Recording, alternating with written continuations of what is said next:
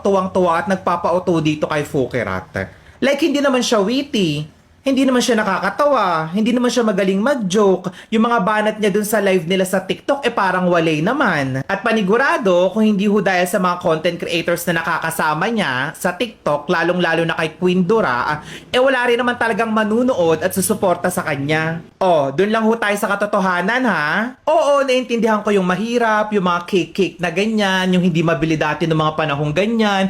Pero sobrang daming content creators ang mas may talent, mas magaling at mas mahusay kesa sa kanya. Pasensya na pero yun ho talaga yung katotohanan. Tumingin ka dyan, tumingin ka sa internet. Napakaraming content creators sa TikTok, sa Facebook, sa kung saan saang social media platforms ang mas magaling, mas mahusay, mas matalino, mas nakakatawa, mas masarap panoorin kesa kay Fukerat. Pero bakit siya?